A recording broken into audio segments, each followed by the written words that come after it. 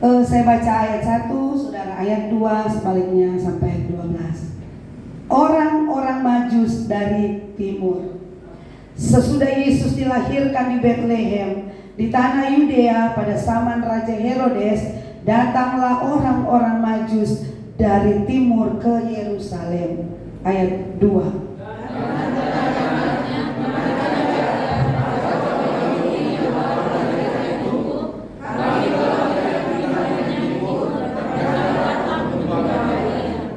Ayat yang ketiga, ketika Raja Herodes mendengar hal itu, terkejutlah ia beserta seluruh Yerusalem.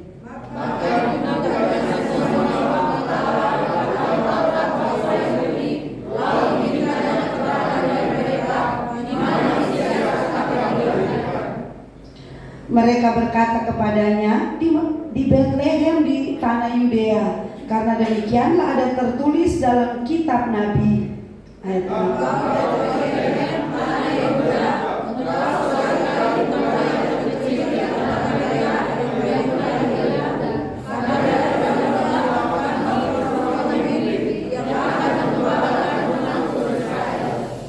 Lalu dengan diam-diam Herodes memanggil orang-orang Majus itu dan dengan teliti bertanya kepada mereka bila mana bintang itu nampak.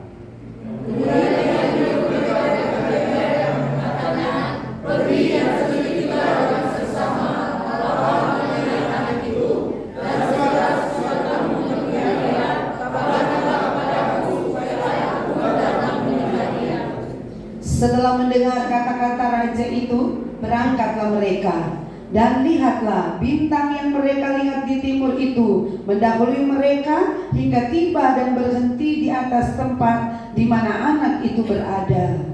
Ketika mereka melihat bintang itu, sangat bersukacita mereka. Maka masuklah mereka ke dalam rumah itu dan melihat anak itu bersama Maria, ibunya, lalu sujud menyembah dia. Mereka pun membuka tempat harta bendanya dan mempersembahkan persembahan kepadanya, yaitu emas, kemenyan, dan mur.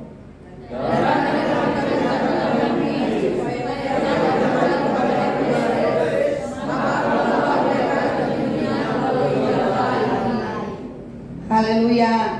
Silakan duduk, saudara. Inilah firman Tuhan yang kita baca pada hari ini.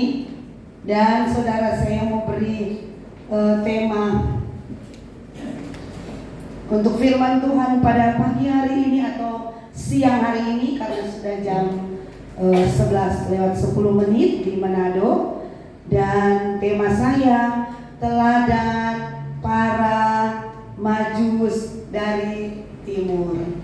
Yang orang mau ambil ini, saudara, teladannya, teladan dari para Majus, para Magoi, Magister, orang-orang terpilih, orang-orang terhormat, ya, orang-orang yang luar biasa, saudara. Mereka orang-orang yang ahli bintang. Tapi Tuhan itu menampakkan diri kepada para Majus ini lewat bintang. Dan setelah saya pelajari, saya baca-baca, ada teladan yang ada pada orang-orang Majus ini. Dan ini sangat perlu kita teladani, kita ikuti cara-cara mereka atau teladan yang ada pada orang Majus. Ya saudara, ini satu berita yang sungguh menggembirakan, ya, satu berita yang luar biasa karena lahirnya seorang raja. Amin. Ini saudara, kitab atau Injil Matius ini memberi penekanan khusus pada Injil tulisannya tentang Yesus yang akan datang itu benar-benar seorang raja yang besar, yang ditandai dengan berkunjungnya orang atau para Majus dari timur. Haleluya. Majus, orang Majus, Magoi, Magister, ini Bapak Gembala paling tahu ini arti-arti seperti ini, ya. Orang-orang ini orang-orang yang luar biasa, saudara.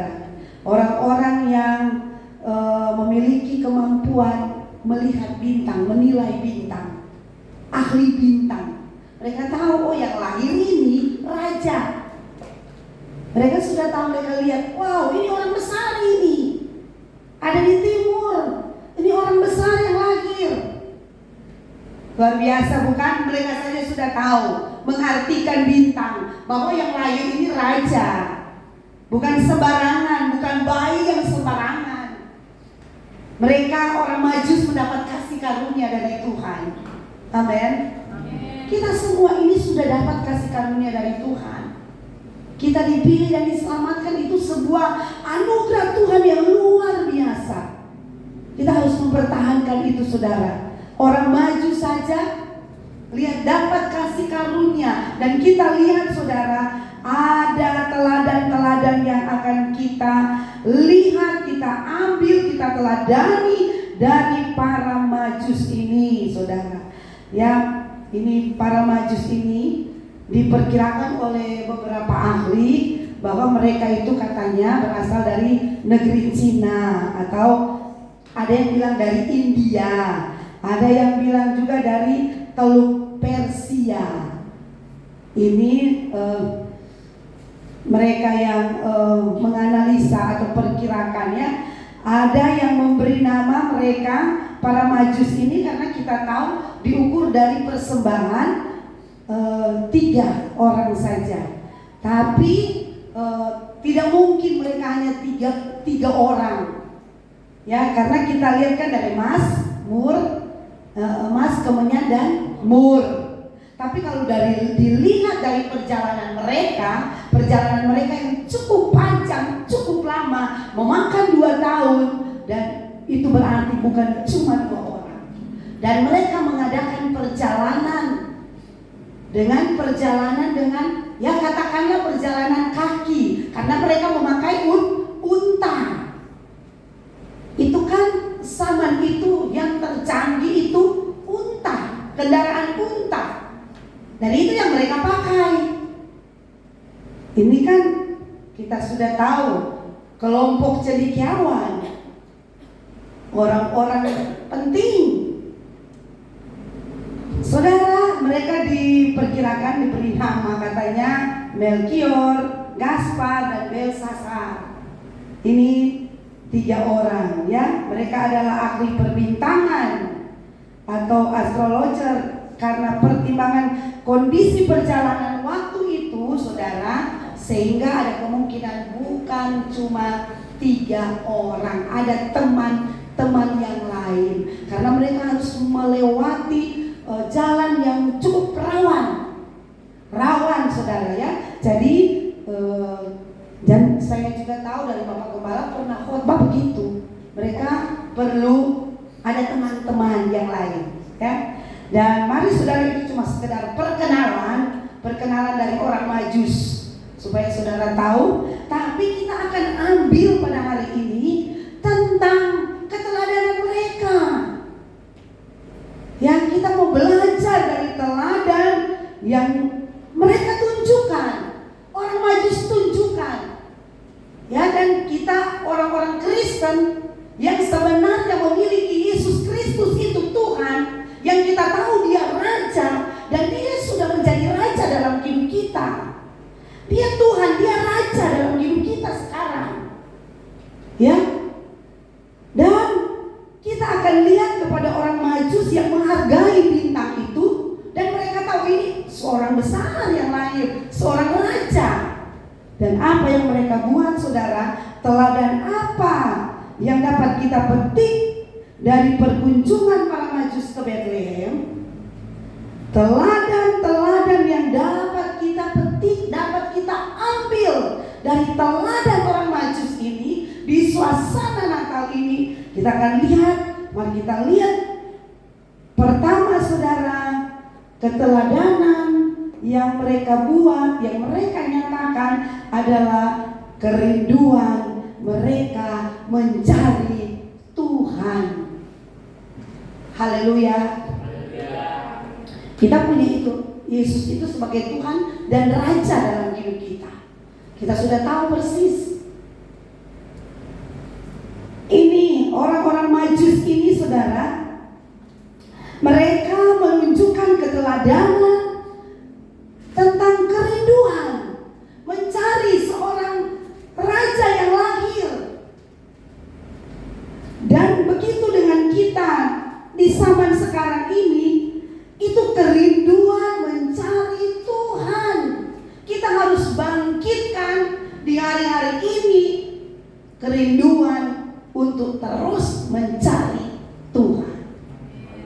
Harus ada itu kerinduan mencari Tuhan. Sebenarnya saudara, kalau melihat keadaan kondisi dari orang Majus, saudara, mereka memiliki banyak alasan untuk tidak pergi mencari bintang itu. Ya, mereka mempunyai alasan-alasan. Pertama, jaraknya jauh. Amin. Jauh. Karena setelah saya lihat dan saya belajar dari Bapak Gembala 2 tahun perjalanan mereka untuk pergi ke Bethlehem untuk menemukan raja itu. 2 tahun, jaraknya jauh saudara. Katanya kalau dari Persia, ini mungkin Bapak Gembala yang hitung ya, pernah Bapak Gembala bilang, Bapak Gembala hitung jaraknya kalau dari Persia 1549 km. Kalau dari Cina 4027 km.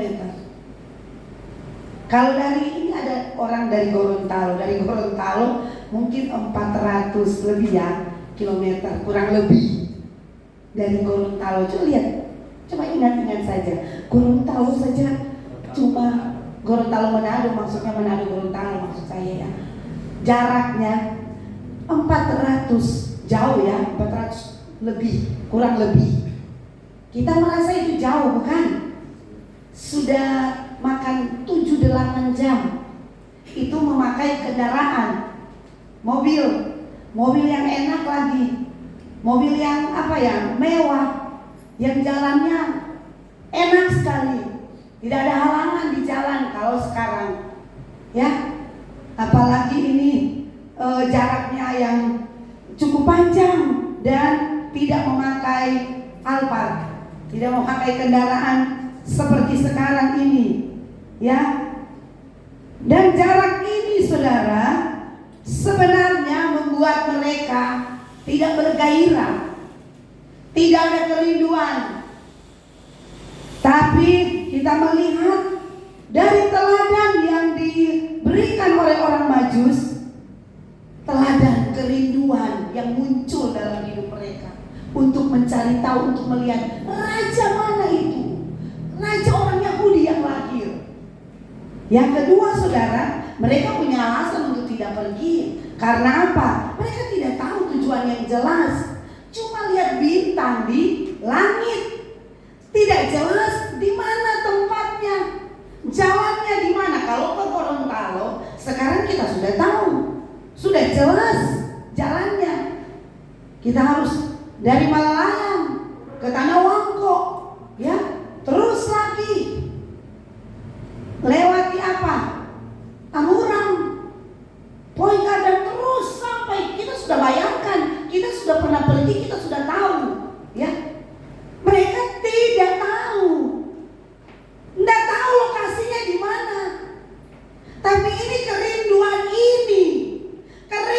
mencari Tuhan ini yang sangat penting dalam hidup kita. Kalau tidak, biar ledekan rumah, dan mungkin mau datang.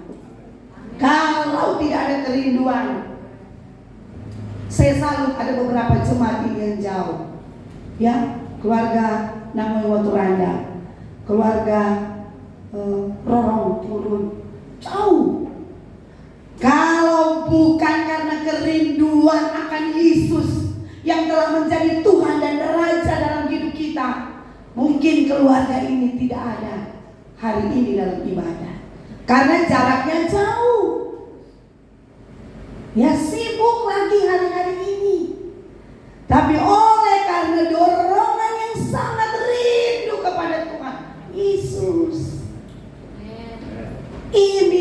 membuat kita bisa melompati tembok penghalang di depan kita. Ini yang bisa membuat kita melompati setiap apa yang saudara mau kerjakan hari ini. Ya, saya tahu semua lagi sibuk hari ini, tapi kerinduan itu yang sangat kuat yang ada dalam hidup kita, seperti orang Majus ini, yang membuat semua minggir walaupun jalan susah. Saya dengar waktu Bapak Gembala pernah khotbah, rawan jalannya, bisa ada penjahat-penjahat yang halangi mereka. Orang Manado bilang dola, palak mereka, ambil semua apa yang ada pada mereka. Apalagi ini orang-orang cendekiawan, punya emas, punya mur, ya kemenyan yang mereka bawa. Apakah tidak ada orang yang menginginkan hal itu? Ada, pasti. Ini salah satu alasan untuk mereka takut pergi, karena tidak jelas tempatnya. Kita jelas rumah ibadah kita, jelas di depan jalan raya, jelas tertulis nama di Malalayang, jelas GBI Tiberias mulai depan Galesong, sangat jelas dan sangat mudah dijangkau. Walaupun hujan, tapi kalau tidak ada kerinduan, mustahil engkau ada di rumah Tuhan hari ini. Engkau akan pilih bakar bulu di rumah. Engkau akan pilih ke Mantos, ke pasar. Ini hari-hari ke pasar bukan? Belanja ikan bukan? Daging, belanja kue. Itulah tantangan saudara. Tapi orang Majus kita sudah lihat, dan kita belajar lebih lagi kepada orang Majus. Wow, mereka tidak melihat halangan-halangan itu. Mereka tinggalkan rumah, mereka tinggalkan istri mungkin, mereka tinggalkan pekerjaan. Mereka bukan orang yang tidak ada pekerjaan, ahli permintaan, sangat sibuk. Mereka rela tinggalkan kesibukan pekerjaan mereka selama 2 tahun hanya karena dorongan kerinduan mencari Tuhan. Itu sangat penting dalam hidup.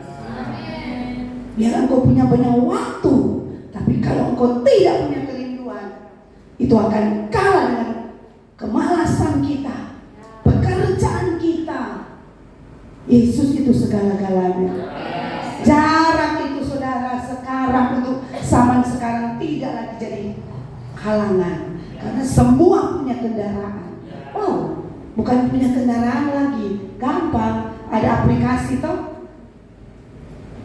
Di depan rumah muncul kendaraan driver, muncul sangat cepat sekali. Kita mau kemana-mana bukan? Jadi tidak lagi jadi alasan.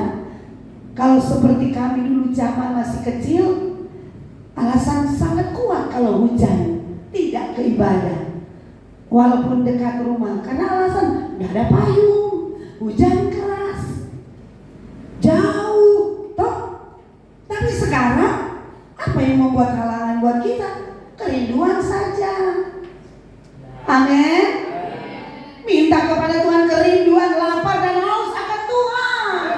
Berbahagia orang yang lapar dan haus akan Tuhan, karena mereka akan dikenyangkan. Ini perlu sekali saya mau katakan untuk membangun manusia roh. Ini salah satu modal kerinduan atau lapar dan haus mencari Tuhan. Lapar dan haus akan firman Tuhan. Kalau ini hilang, tidak ada gairah, kita datang ke ibadah. Tidak ada gairah. Kalau saudara kenyang, saudara tidak ada gairah, walaupun ada makanan enak di depan, bukan? Tidak ada kesukaan, tidak ada gairah untuk makan. Karena apa? Karena kenyang. Begitu dengan kehidupan rohani kita. Manusia roh kita perlu makan. Makanannya firman. Itu materinya. Kita harus makan firman supaya iman muncul, supaya kita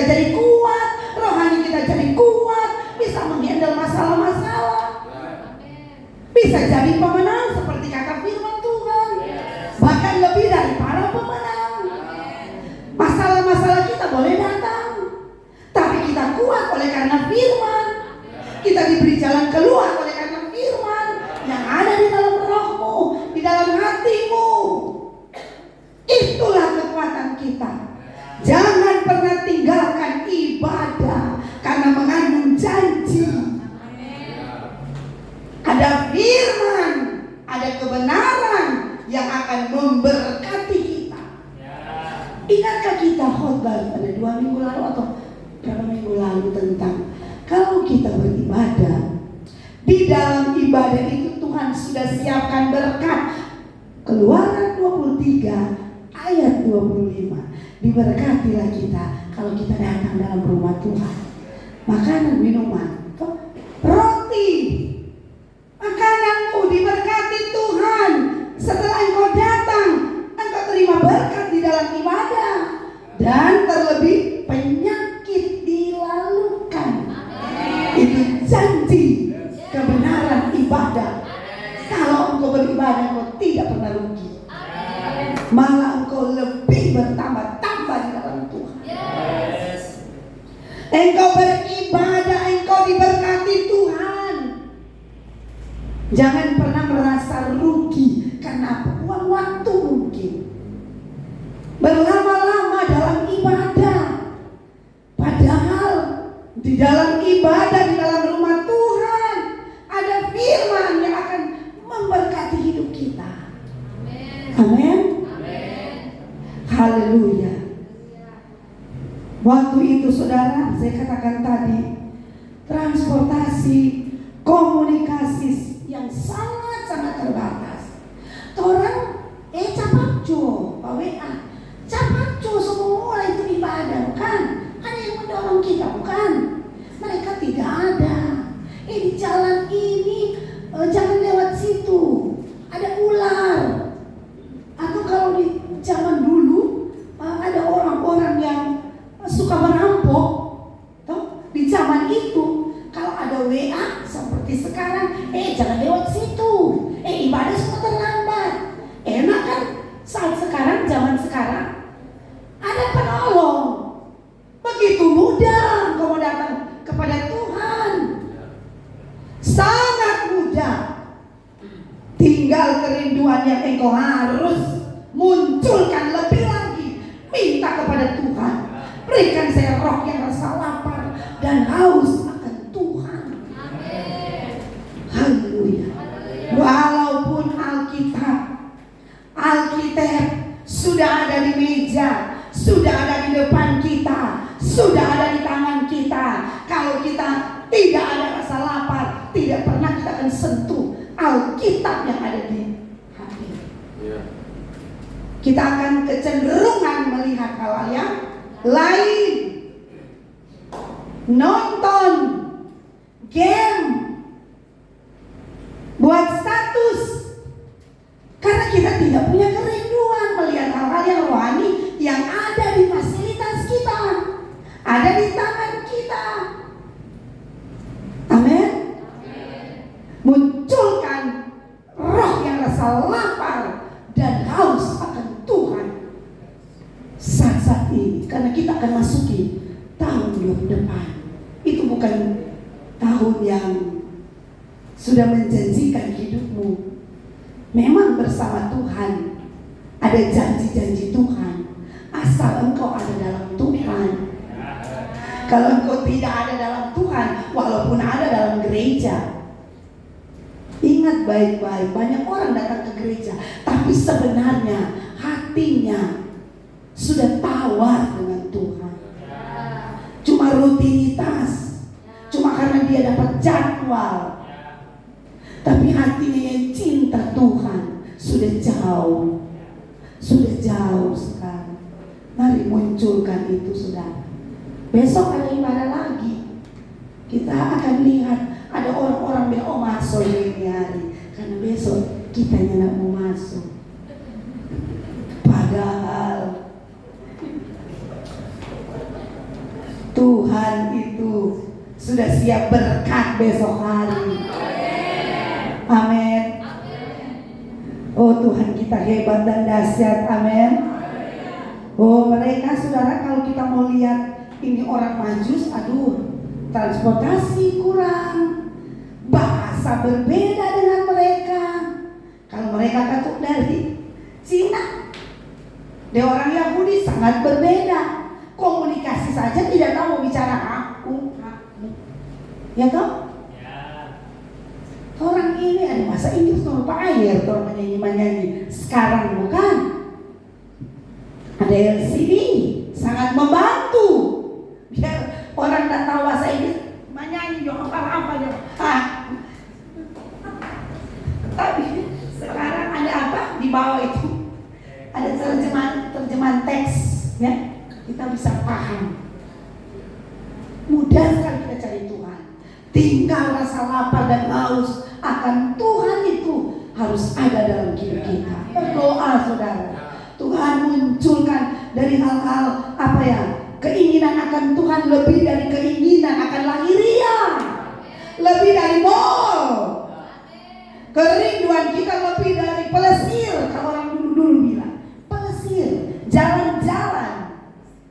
Tidak salah jalan-jalan, tapi jangan sampai kau jalan-jalan melunturkan kasihmu dengan Tuhan. Hilang segala-galanya. Hilang saudara. Amin. Mari munculkan di hari ini semangat, gairah, kerinduan yang sangat kuat, terus mencari Tuhan, supaya masuk tahun 2024 kita bergelora dengan Tuhan. Kita bersemangat. Tambah semangatmu. Jangan loyo. Ya jangan hilang gairah dengan Tuhan, dengan ibadah. Sebab kedatangan Tuhan sudah dekat. Amin. Haleluya. Kedua, itu teladan yang pertama yang orang Majus tunjukkan adalah kerinduan mencari Tuhan. Dan kedua, keteladanan mereka dalam hal kesukaan untuk berkorban. Di sini ada korban waktu, korban tenaga, korban materi. Artinya disimpulkan mereka mengorbankan seluruh hidup mereka kepada Tuhan. Ini luar biasa. Pengorbanan waktu ada di ayat 10, kita baca sampai ayat 11. Ketika mereka melihat bintang itu, sangat bersukacitalah mereka. Maka masuklah mereka ke dalam rumah itu dan melihat anak itu bersama Maria ibunya, lalu sujud menyembah dia. Ini saudara yang mereka buktikan pengorbanan waktu selama 2 tahun dalam perjalanan. Mereka orang-orang yang saya katakan tadi super sibuk, bukan? Sibuk sekali. Tapi mereka bisa saudara berkorban. Ini yang kedua, memiliki kesukaan. Harus ada kesukaan untuk berkorban bagi Tuhan. Biar orang banyak harta, banyak doi, ada lia-lia di meja, ada lia-lia di tas, di dompet, ada lia-lia orang punya harta mewah. Tapi kalau tidak ada kesukaan, biar mau bilang mari kita berkorban, tidak ada kesukaan. Istilah orang bilang tak tutup tangan, tak tutup hati, tidak suka memberi, tidak suka berkorban. Karena apa? Ini hati tertutup. Tapi keteladanan dari orang Majus sesuai ayat ini luar biasa. Kita harus seperti para Majus, punya kesukaan berkorban. Berkorban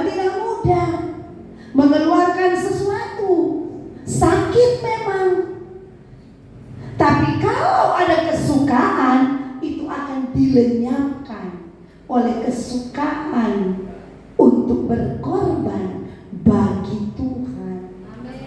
Haleluya. Ini pertama korban waktu ya. Korban waktu. Orang Majus punya waktu 2 tahun. Jadi kalau orang kembali, Pak Gembala berarti 4 tahun. Begitu ya.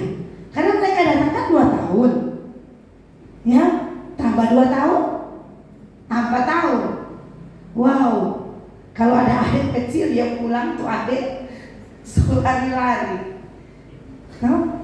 So besar, dong sudah kenal dong Bepam. Benar nggak? Tuh Om Gaspar dong selintau. Ini kan ada papa, ya lari dia takut dia nangis.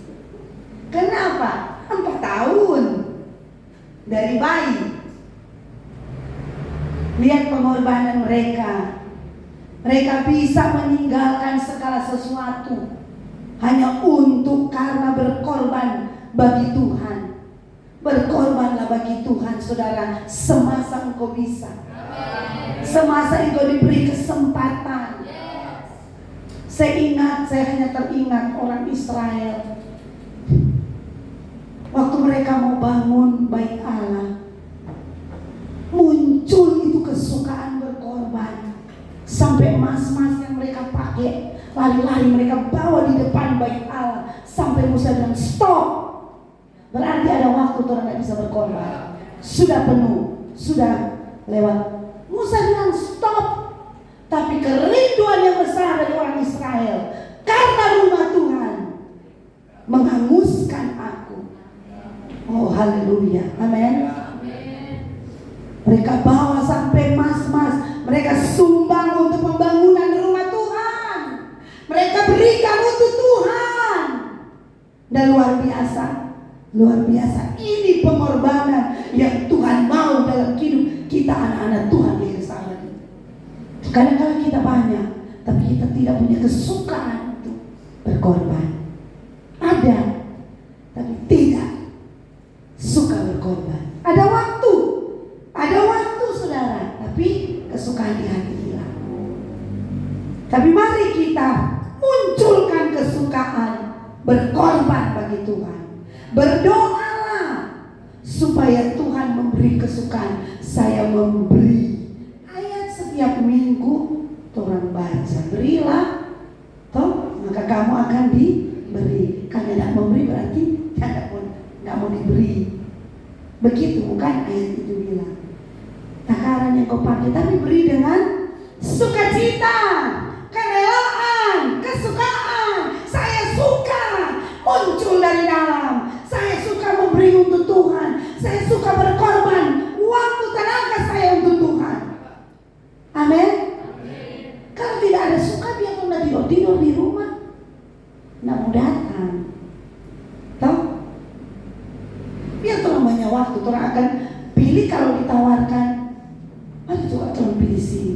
Dia akan lebih kecenderungan mengikuti hal itu daripada untuk datang berkorban waktu untuk Tuhan, untuk pekerjaan Tuhan.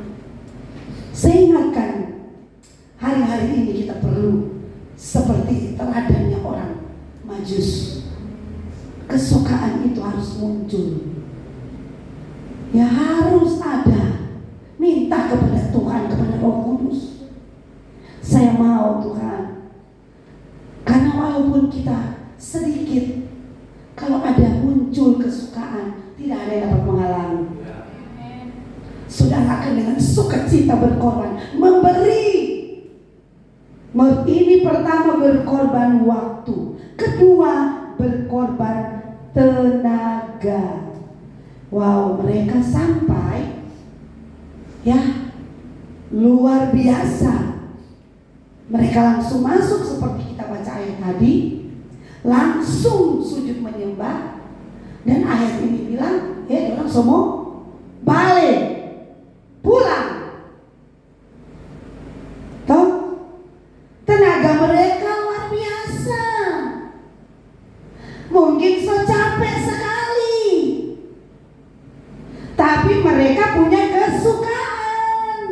Ini yang membuat mereka bertahan karena ada kesukaan berkorban untuk Tuhan. Biar orang kuat, orang sehat, kalau tidak ada kesukaan, tidak akan jadi. Berdoalah supaya kita punya kesukaan seperti orang Majus. Terus sampai tahun depan.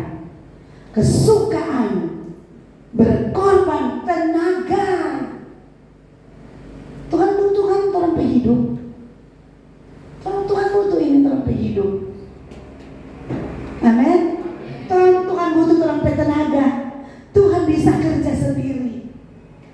Tuhan bisa pakai ayam, binatang. Tapi kenapa Tuhan pakai kita?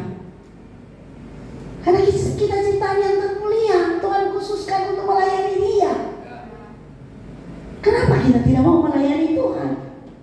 Kenapa kita rasa-rasa memberi tenaga kita secukup kita? Kenapa? Ada apa? Ada yang kurang, tidak ada kesukaan. Itu yang kurang. Minta kepada Tuhan supaya Tuhan naik, bukan naik turun. Tahun ini saya bersemangat naik, tahun depan saya turun. Karena kesukaan sudah gila. Kesukaan beribadah, berkorban sudah gila. Jangan sampai hari ini terjadi. Pelayan Tuhan berbicara hari ini. Ingat firman Tuhan ini. Jangan sampai hal-hal lahiriah lebih kuat, lebih kita suka daripada pekerjaan Tuhan, daripada beribadah kepada Tuhan. Tuhan ingatkan kita hari ini karena kita mau masuk tahun 2024. 1 tahun lagi kita mau hidup berjalan bersama Tuhan. Kalau bukan Tuhan, kita tidak kuat, kita tidak mampu, kita tidak punya apa-apa. Ya, bersama Tuhan engkau bisa, engkau kuat. Bersama Tuhan engkau jadi pemenang. Haleluya. Dunia semakin jahat. Dunia ini bukan semakin lagi menggairahkan kita. Tidak. Hanya Tuhan yang membuat kita bergairah dengan Tuhan, dengan hadirat Tuhan. Jadi saya mau berkata kepada kita jemaat Tuhan, mari kita punya kesukaan berkorban secara tenaga. Beri tenaga kepada Tuhan. Beri hidupmu. Tuhan cari hidupmu. Tuhan mau tubuhmu sebagai bait Allah. Persembahkan kepada Tuhan tubuh ini. Bukan cuma pikiran. Orang cuma kasih pemikiran tapi tidak pada tanda-tanda ibadah. Cuma usul tapi tidak mau melayani, berkorban. Tuhan perlu tubuhmu, tenagamu, kekuatanmu. Sebab itu semua dari Tuhan. Kekuatanmu dari Tuhan. Kita bersyukur kalau kita sehat-sehat. Wah, banyak orang sakit sekarang. Dan kalau sakit tidak berdaya. Biar orang suka, so terlambat saya. Waktu sehat, orang Jawa bilang atau orang Jakarta bilang, ogah-ogahan, mau kita mau dah. Terserah kita, hatiku rajaku. Kita berpilihan. Tapi tunggu tanggal main. Kalau Tuhan mengangkat kekuatan kita, kita tidak berdaya apa-apa. Amin. Haleluya. Tuhan ingatkan, tenagamu itu dari Tuhan, kesempatanmu itu dari Tuhan. Satu waktu engkau tidak ada kesempatan, pengen melayani Tuhan landak orang lain, karena ogah-ogahan waktu melayani. Saya sampai ke situ, tapi itu suara Tuhan. Yang selanjutnya pengorbanan tenaga, dan pengorbanan yang ketiga ini materi. Seperti saya katakan tadi, itu kita sudah lihat di ayat yang ke-11. Maka masuklah mereka ke rumah Tuhan itu dan melihat anak itu bersama Maria, ibunya, lalu sujud menyembah dia. Mereka pun membuka tempat harta bendanya. Ih, udah malam udah tempat harta benda kan? Udah pulos-pulos tuh kan selama perjalanan. Mas, beratnya enggak? Berat. Kalau dia berapa kilo? Berat. Udah puluh-puluh, udah jangan orang ambil, pencuri perampok ambil. Ini di tengah jalan di hutan. Lihat pengorbanan yang ketiga ini, pengorbanan materi. Banyak orang kalau cuma tenaga, boleh Juni kita tenaga aja. Atau ada lagi yang sebaiknya materi juga kita sewa orang ya. Ada yang kerja bakti di kampung-kampung toh, kerja bakti gereja, dia suruh orang, dia sewa orang. Karena dia tenaganya dia juga sewa orang. Tapi orang Majus luar biasa, memberi teladan. Bukan cuma pengorbanan waktu, orang boleh datang, waktu dikasih buat Tuhan. Orang boleh datang dengan tenaganya, tapi tunggu dulu kalau materi. Toh, kalau uang, tunggu dulu banyak pengeluaran kita. Begitu bukan? Padahal orang Majus sudah beri contoh. Mereka beri yang terbaik. Ini menggambarkan seluruh hidup mereka Tuhan kepada Tuhan. Seluruh kekayaan mereka sudah persembahkan kepada Tuhan. Karena Tuhan yang mempunyai jagat raya ini, emas dan perak adalah Tuhan punya. Kekayaan Tuhan punya, ingat. Kesempatan itu kalau mau ada di tempat-tempat tertentu, itu karena Tuhan. Bukan semata-mata karena kita mau dan kita bisa. Itu karena Tuhan yang membawa engkau ke situ. Itu karena Tuhan yang menempatkan engkau. Itu sebabnya belajarlah kepada para Majus. Waktu mereka datang berkorban waktu, tenaga, sekarang sujud menyembah kepada Tuhan, kepada bayi, kepada anak itu, pada Yesus. Sujud menyembah. Ini penting. Kalau kita tidak tahu sujud menyembah kepada Tuhan, kita tidak akan tahu memberi kepada Tuhan. Nah, belajarlah engkau menyembah Tuhan di kamarmu, dan engkau akan merasa siapa itu Tuhan. Amin. Tuhan itu luar biasa, besar dan ajaib. Sembah Dia selalu, maka engkau akan menghargai Dia. Yang paling berat saudara, berkorban materi. Tapi kalau engkau sudah tahu posisi hidupmu, penyembahanmu kepada Tuhan, engkau tidak akan tanggung-tanggung materimu, semua engkau beri kepada Tuhan. Engkau tidak akan tanggung-tanggung. Engkau rasa tidak ada apa-apanya hidup ini tanpa Tuhan. Itu sebabnya jangan pernah sujud, jangan pernah lupa untuk sujud menyembah Tuhan, mengakui Dia Tuhan, penguasa tunggal dalam hidup kita. Dia Tuhan yang memberi hidup, yang memberi kesempatan engkau bekerja. Tuhan, jangan lupa ini, jangan kita terbalik. Hal-hal materi lebih tinggi daripada Tuhan. Tuhan itu lebih tinggi dari segala sesuatu, karena Dia pemilik jagat raya. Dia pemilik pekerjaan kita. Amin. Dia pemilik kesempatan itu. Dia pemilik emas, kemenyan, dan mur. Tuhan punya itu.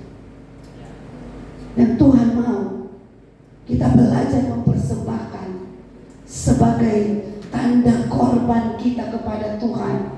Ini materi, ini keuangan, ini kekayaanmu, harta bendamu.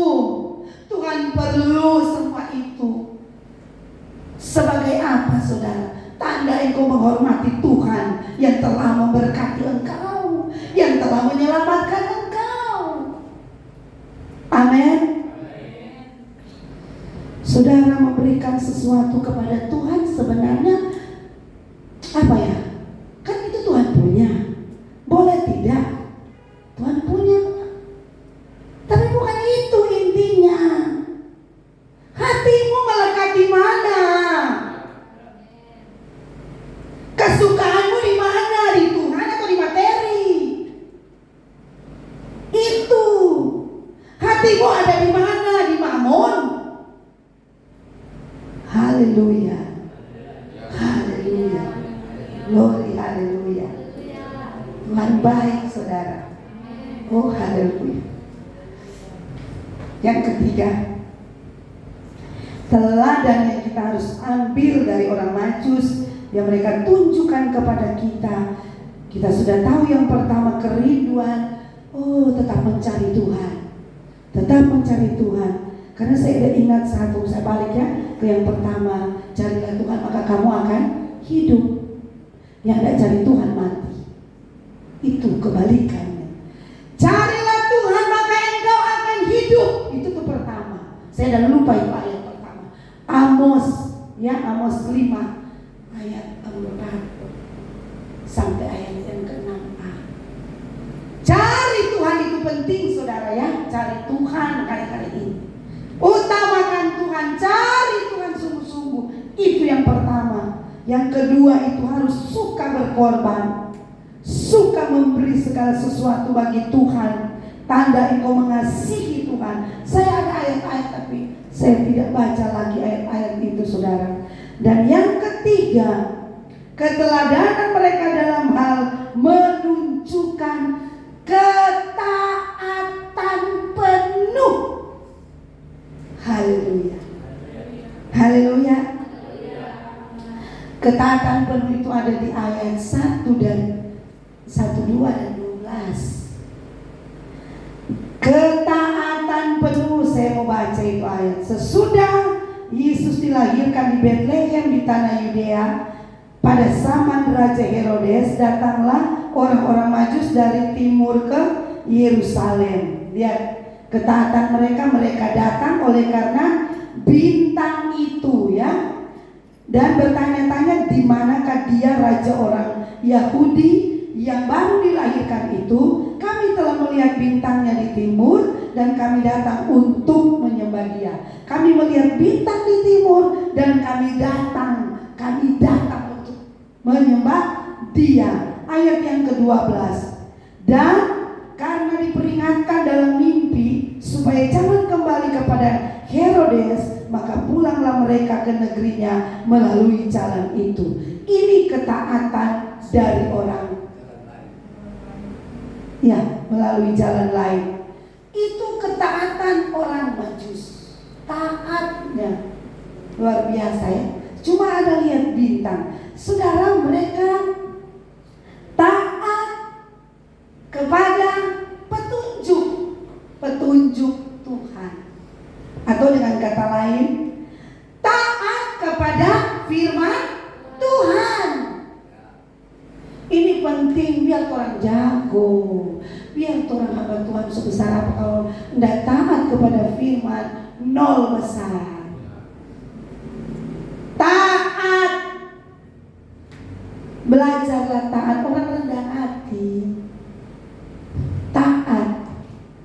Saya ingat sekali, sudah beberapa kali mungkin itu disampaikan di tempat ini soal ketaatan.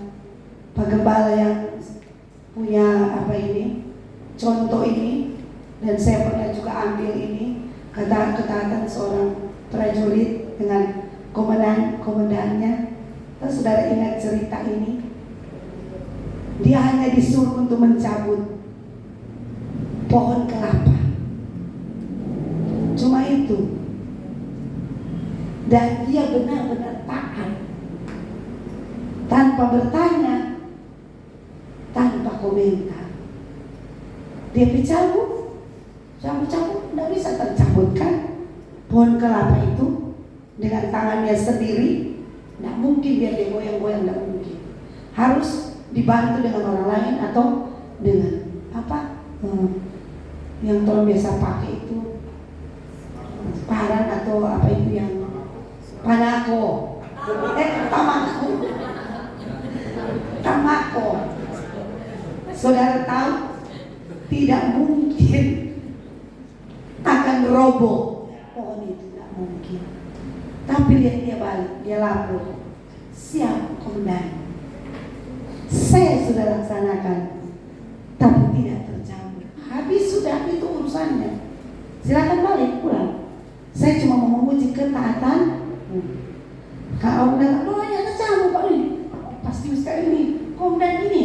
Sudah tahu Pak, tidak mungkin kita mau cabut itu, mau suruh Pak kita. Anies tuh ini orang begitu kan? Kalau berargumen kan begitu. Karena memang akal kita berkata memang tidak mungkin, dan kita akan apa? Iya, karena apa? Tidak mungkin. Tapi tidak dilakukan itu betul suruh pangan, mau taat tidak? Bicara hijau, nyana kacau lapor komandan. Saya sudah laksanakan, tapi tidak terjawab. Komandan silakan pulang. Itu urusan saya untuk terjawab. Begitu bukan? Begitu dengan hidup kita terhadap firman Tuhan.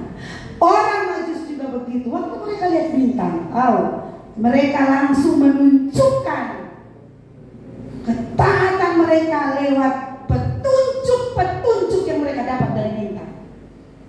Mereka berjalan, mereka pergi.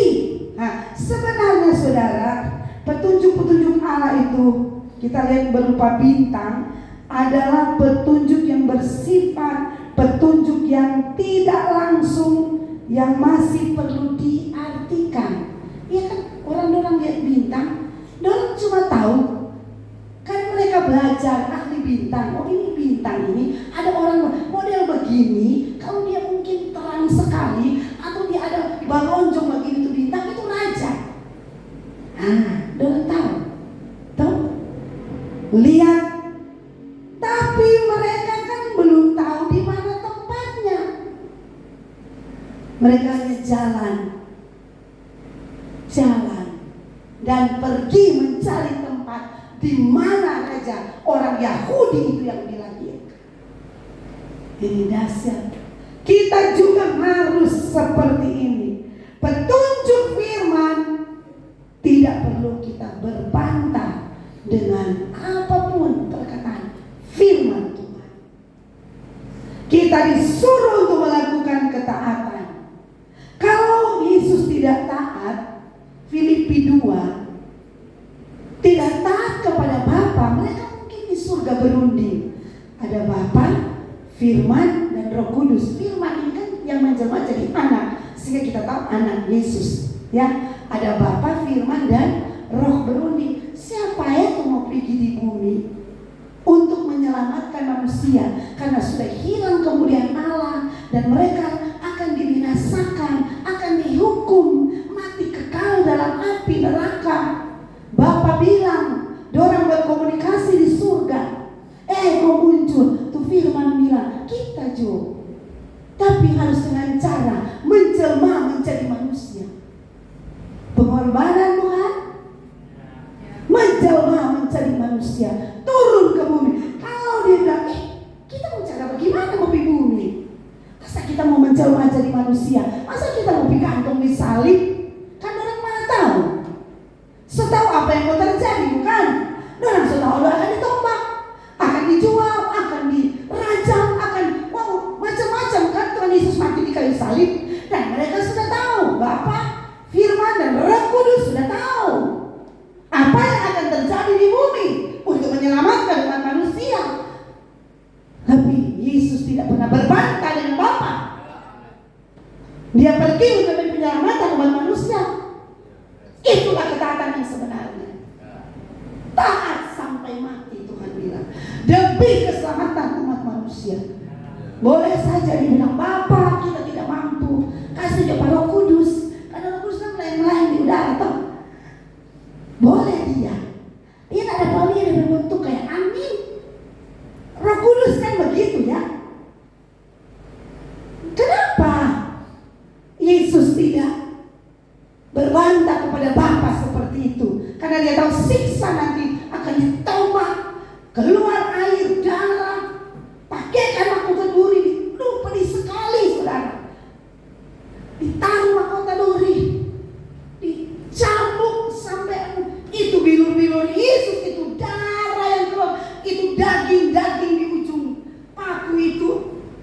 Waduh, itulah bilur-bilur Yesus. Itulah penyakit-penyakitmu yang disembuhkan. Oh, haleluya. Dia tahu betapa sakitnya. Dia akan ditinggalkan oleh murid-muridnya. Dia tahu, Yesus tahu. Tapi dia bilang, Bapa, utuslah aku demi keselamatan umat manusia. Demi saya harus menjalankan ketaatan yang sempurna. Harus taat. Haleluya. Amsal 13 ayat 13 sudah catat. Benar sekali. Itu kita baca ya, ayat, mungkin itu ayat terakhir. Amsal. Saudara tahu ini selalu dibilang di khotbah banyak kali toh. Amsal 13 ini sudah jadi ayat hafalan mungkin bagi kita.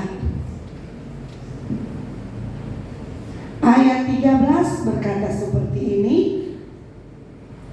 Siapa meremehkan firman, ia akan menanggung akibatnya. Tetapi siapa taat kepada perintah, kepada firman, kepada petunjuk-petunjuk Allah, akan menerima balasan. Tuhan yang akan membalasnya. Kalau engkau taat pada firman, karena firman itu adalah Allah sendiri, taat pada Allah lewat Yesus, firman yang telah menjadi manusia. Taat kepada firman. Jangan pernah meremehkan firman, karena engkau sedang meremehkan Tuhan kalau engkau meremehkan firman, perkataan-perkataan Tuhan. Ayat yang selanjutnya bilang begini, engkau akan diberkati Tuhan kalau engkau taat pada firman. Engkau akan diangkat oleh Tuhan kalau engkau taat pada firman. Taat saja sudah, tanpa berkomentar. Kayak apa begini, kayak apa begitu. Amin. Ikuti firman. Haleluya. Tuhan mengasihi kita semua. Amin. Jangan selalu bilang, oh sulit. Kalau orang Majus bilang, aduh sulit, bicara ini bintang ini, sulit, tidak usah repot-repot. Orang menyentak yang benar, Tuhan setahu ada raja melahir, berarti itu raja. Kita mau pergi buang waktu, repot-repot. Nah, firman Tuhan katakan, jangan selalu bilang kepada firman Tuhan. Saya begini, saya capek. Firman itu adalah kekuatan. Firman itu yang akan menghidupkan engkau. Haleluya. Firman Tuhan tidak pernah salah. Firman Tuhan itu kekal adanya. Biar firman yang mengerjakan engkau hari ini. Buka hati kepada Tuhan. Firman mengerjakan hidupmu. Bagi Tuhan tak ada yang mustahil. Kau ingin jadi serupa Kristus, karena itu memang tema dan visi gereja kita. Ingin jadi serupa Kristus, lakukan firman, taat pada firman. Itu saja. Tidak mungkin terjadi engkau membangun manusia roh kalau engkau tidak tunduk pada firman. Kalau engkau tidak lakukan firman, kalau engkau tidak menghargai firman, tidak mungkin akan terjadi. Amin. Itulah teladan dari orang Majus.